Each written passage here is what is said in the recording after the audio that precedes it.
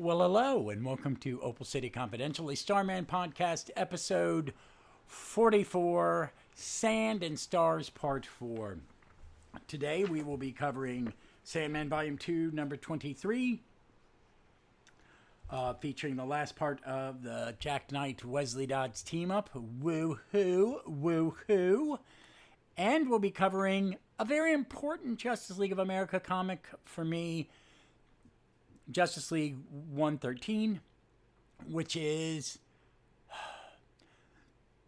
an important issue in Sandman mythos, continuity, whatever you want to call it, because it ties into his Golden Age sidekick and really introduces us to a character who we really won't see again until Jeff Johns, David Goyer, and James Robinson bring him back in Justice Society in the aughts, and create a new character. But we're going to talk about that. But let's first talk about our main comic.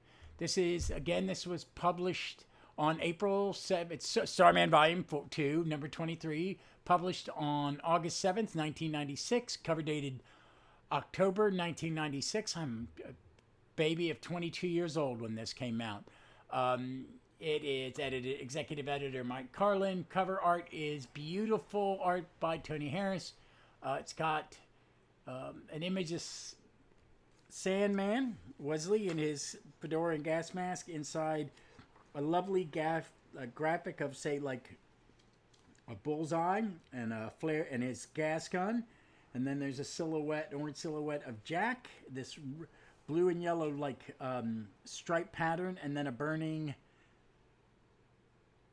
blimp. And it reminds me very much of like 1920s, 1930s Art Deco kind of art, and I absolutely freaking love it. Love it, love it, love it. This book was written by James Robinson, pencils by pencils by Tony Harris, inks by Wayne Von Grabager, colors by Kevin Somers, and letters by Bill Oakley and NJQ. Editors, the amazing Archie Goodwin and Chuck Kim. Again, the title is Sand and Stars Part 4.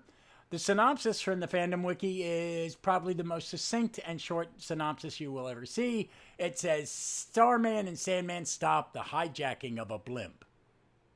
That's a little oversimplification, but to the point. Our main characters are Starman, Jack Knight, Sandman, Wesley Dodds. Diane Belmont's there to help. The villains are Nobody. It's Nobody, and we also know about the Face, Warren Gale. And notes on the wiki. This has been reprinted 3 times. Starman Wicked Inclination trade back. I think that's the second or third trade back. Starman Omnibus Volume 2, both hard and soft cover, and in Compendium Volume 1, which is what I'm using to read it. So that synopsis is just a little too short. So I'm going to kind of go through the comic. The splash page is a great 2-panel with rough edges around the panels. It's not sharp. It's got a black background instead of a white background, which I like. But it looks like they've cut these pictures out and pasted them in almost. And it's got Jack on one side, Wesley on the other, and the caption says, when it happens quickly and slower than Jack should possibly have imagined. And Jack turns and says, Wes. And Sandman says, release the boy. Cagney's still in Jack's ears from earlier thoughts. And now this seems like the end of one of his old movies, where he single-handedly took his opponents on, armed only with bullets, defiance, and desperation. Jack can't see Wesley's face behind the mask, but imagines him wildly laughing at fate in grainy black and white. I grew up in the 60s, 70s, and 80s in the DC metropolitan area for the most part, and Channel 5 and Channel 20 showed a lot of old black and white movies. This is pre-cable, Turner Classic Movie.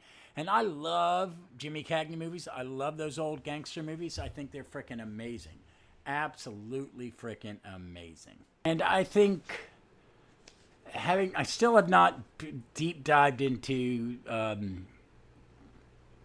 Sandman Mystery Theater, but definitely I feel that a Cagney analogy to Sandman and Diane is accurate. I think there's a little thin man, Nicanor Charles, because of the sexual banter between the two of them.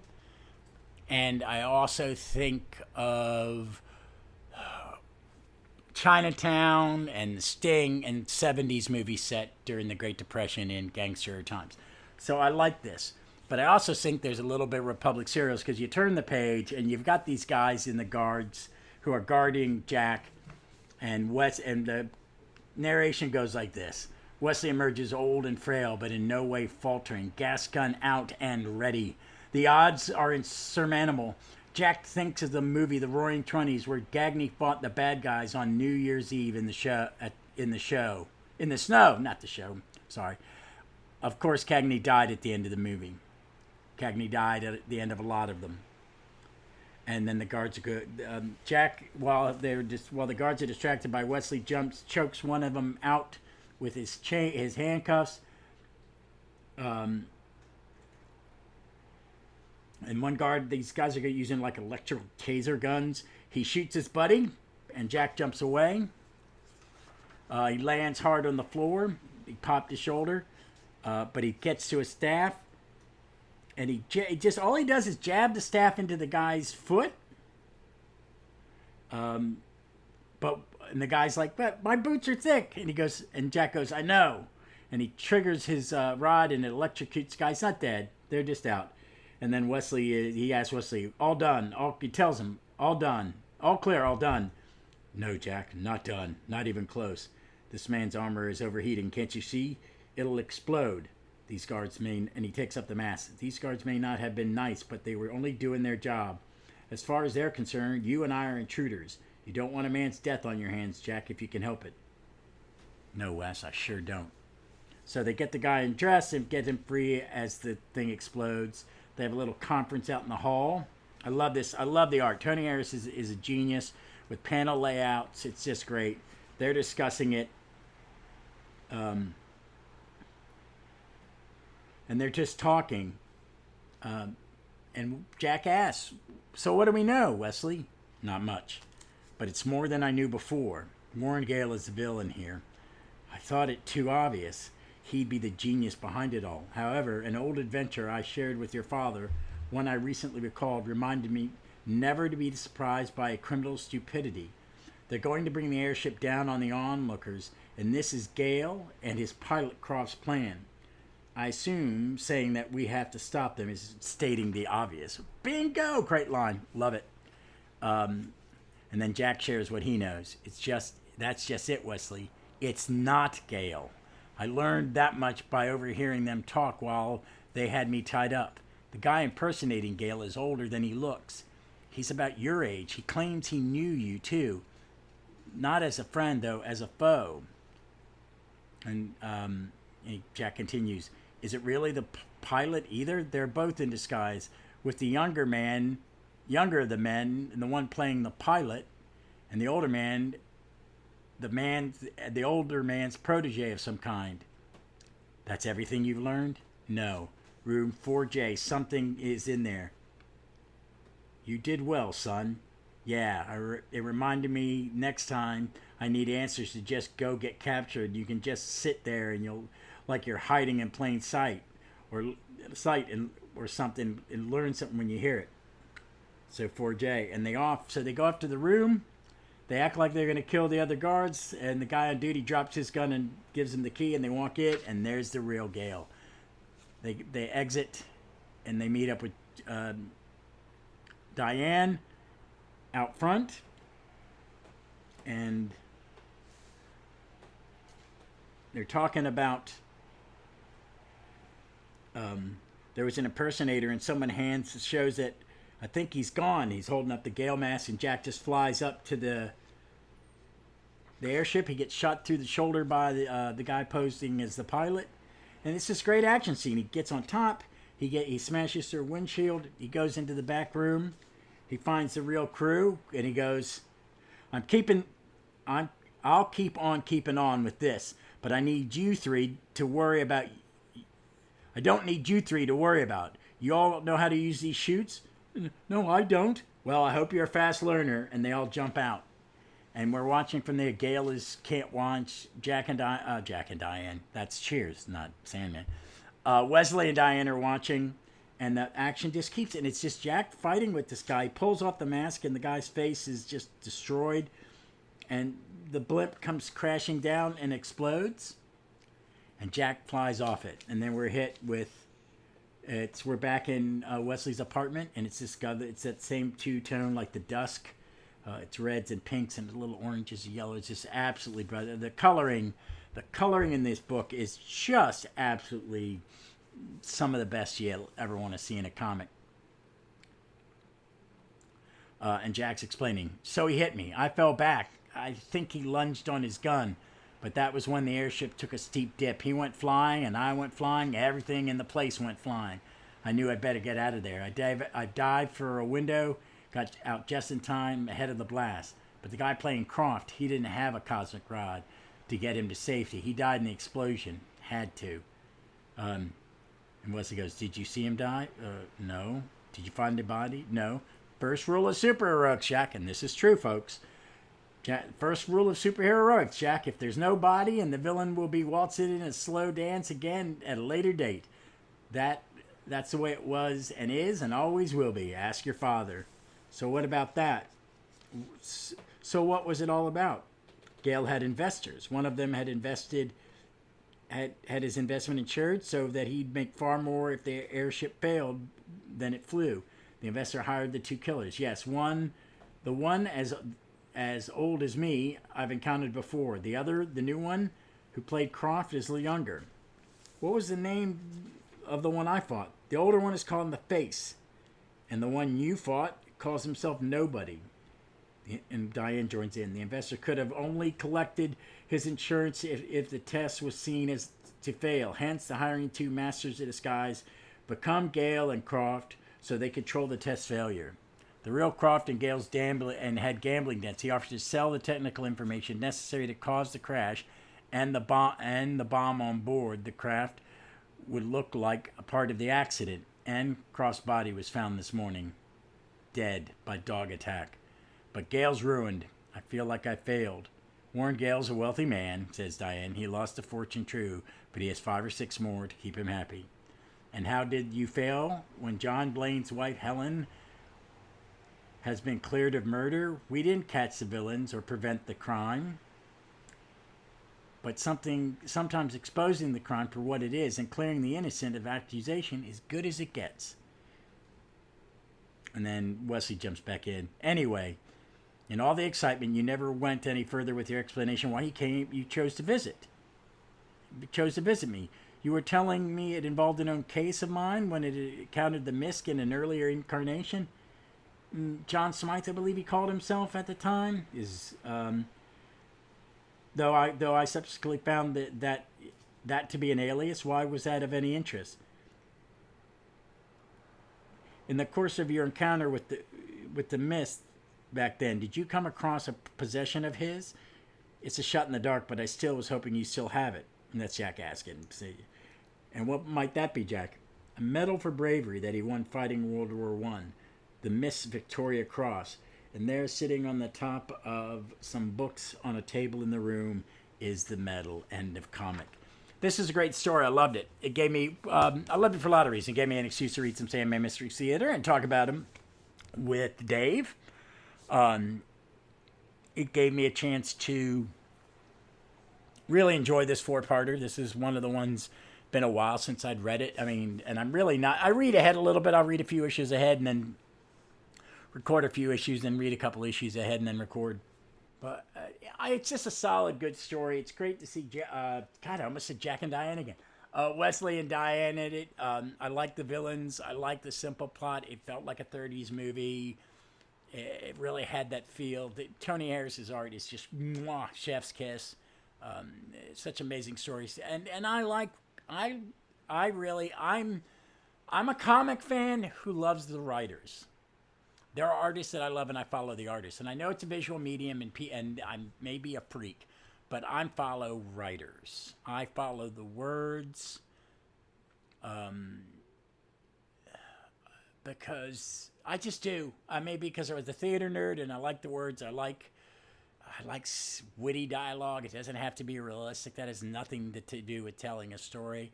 I like that these feel like real relationships to me, and the more I read, the more real they become. Just a fun comic, and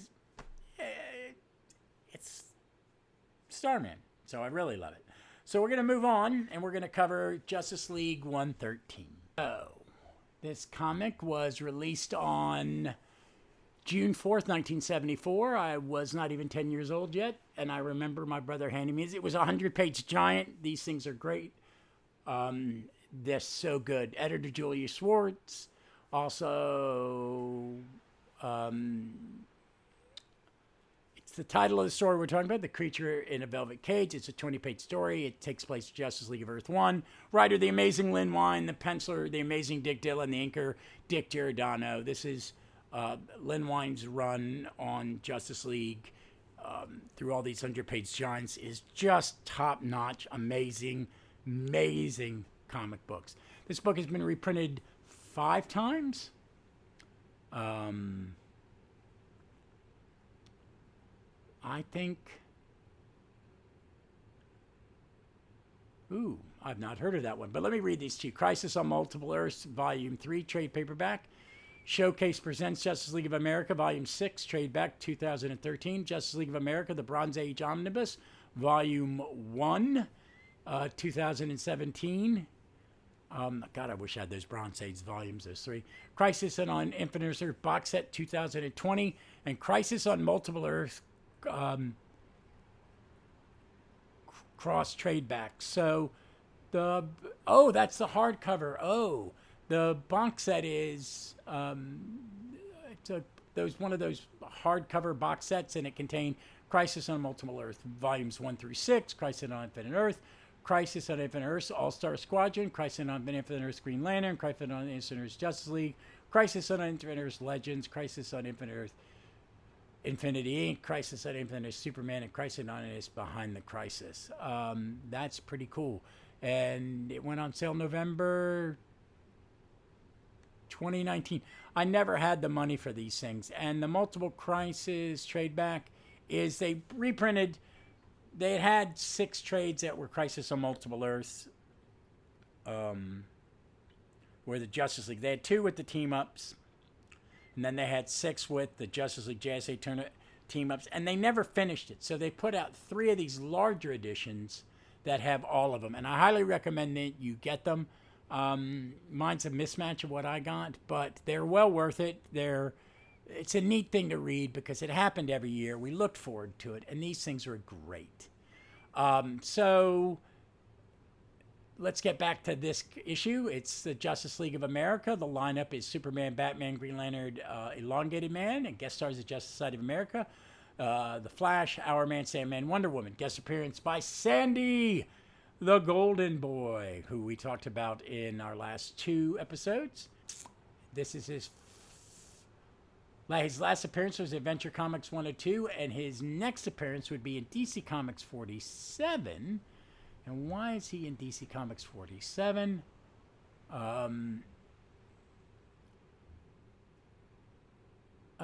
It's part of it's a Whatever Happened Sandy the Golden Boy. Yeah, I love those. There was a backup feature in DC Comics Presents, one of the great comics of all times, folks. I want them to do an omni of that. So let me find a little synopsis because Mike's Amazing World doesn't have one. Okay, let's get some more information for you guys. All right, this comic, again, was born, like I said, issued in June 6th. The cover artist is Nick Cardy and Gasper Saladino. The cover has 3 panels because these things were giant. There were other stories in this, and I'm going to talk about each one. It was the main feature, Creature in the Velvet Cage, which we're going to talk about. And then it was All-Star Comics 41 reprint, The Case of the Patriotic Crimes, which is Diggable, which is written by John Broome, pencilers Alex Toth, Carmine Infantino, Arthur F. Peedy, Irwin Hansen, the anchors Alex Toth, Frank Giacoa, Bernie Sachs, and Irwin Hansen, editors Sheldon Meyer, Julia Schwartz, and E. Nelson Bridwell. Oh, wow. He's an editor way back then. And then there is The Cavern of the Deadly Spears, which is from Justice League of America.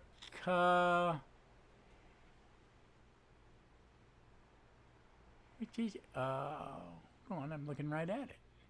Oh, Justice League of America 16 by the creative team of Gardner Fox, Mike Sikowski, Bernie Sachs, Gasser Saladino, editors Joey Schwartz and Nelson Bridwell. He's editing the book, so he gets credit for all three because he's editing this giant, 100-page giant comic.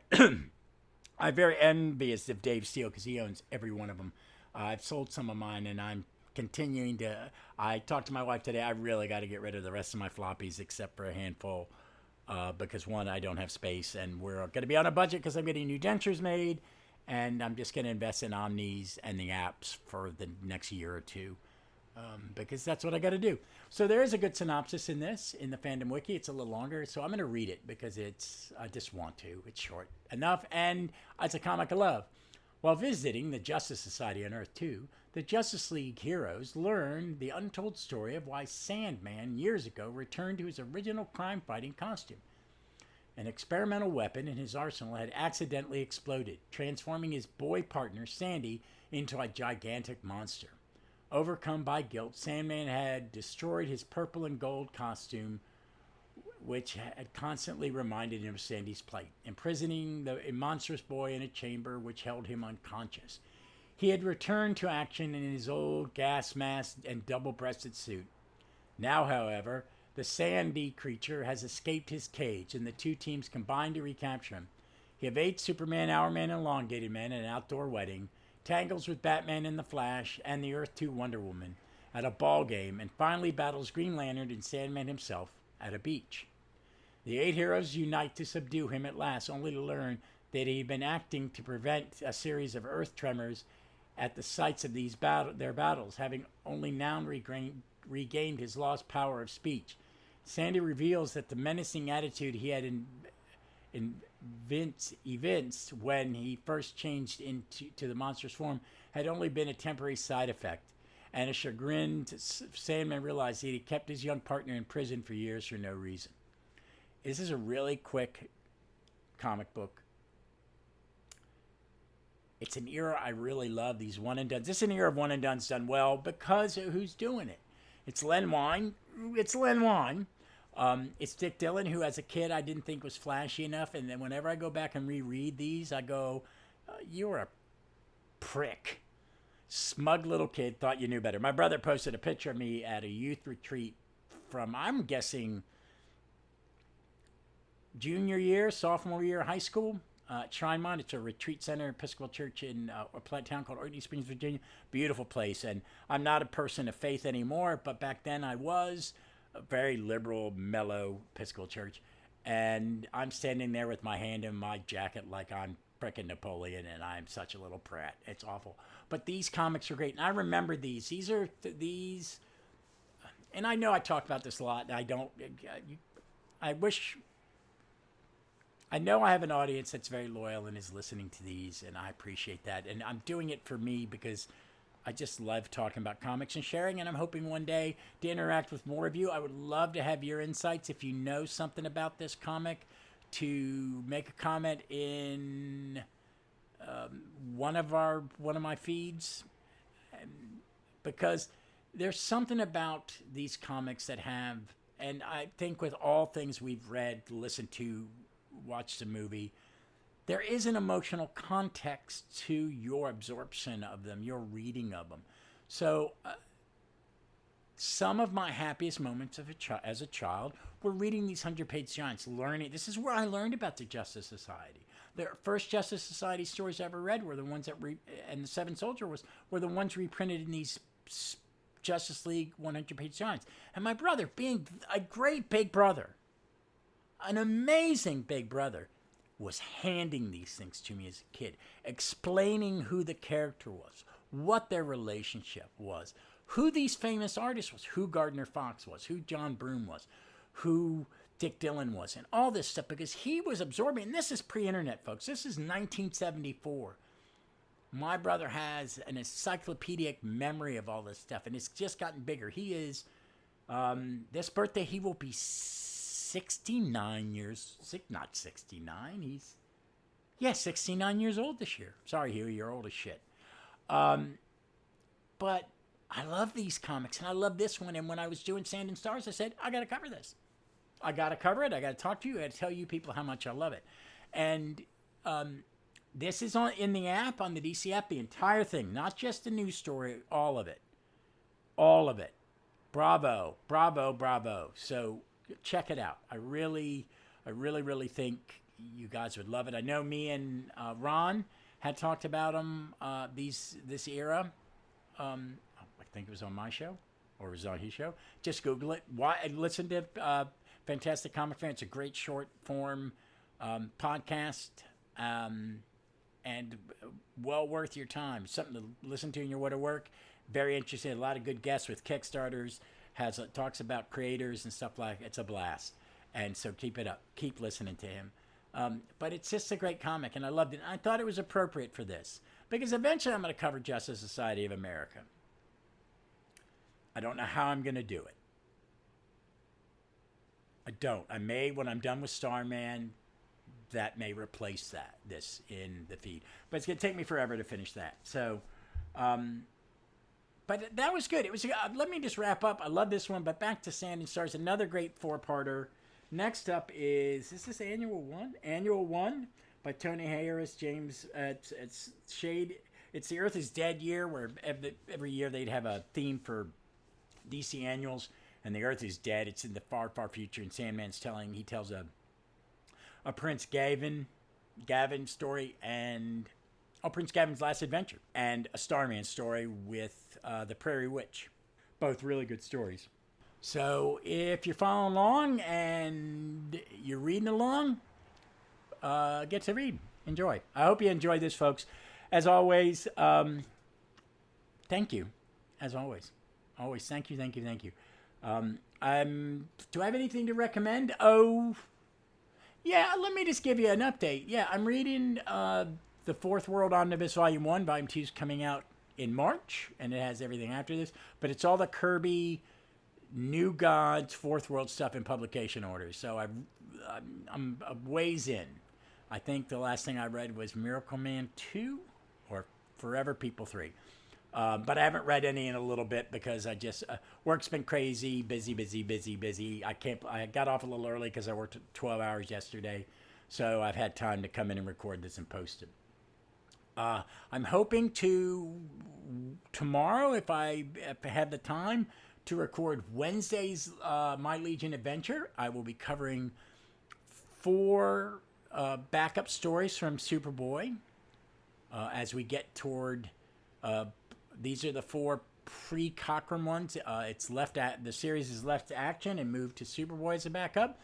And I'm going to cover the 4 George Perez issues at one time. So if I don't post it Thursday, I will post it this weekend. But I'm going to record that because then I want to get into the Dave Cockrum stuff because it's Dave Cockrum and I love Dave Cockrum, and I'm excited to do Cockrum and then Perez and Paul Levitz and then all the other stuff, and then Paul Levitz and Keith Giffen. I'm excited again to read Legion. I dropped off because of, not my dislike, but just I wasn't as engaged with the stuff from Action. But what's coming up is really good. And I love George Tuska. I absolutely love George Tuska as an artist. He's my first Iron Man artist. And I have a huge love for his work. I think he's just a great comic artist. But that's it for Opal City for this week. Next week we go back to Arizona, and we got to find out what's up with Will and his family and his adventures, and I'm excited about that. So until then, be safe, be smart, be kind to one another, and read some comics. Read some Fourth World. You'll thank yourself.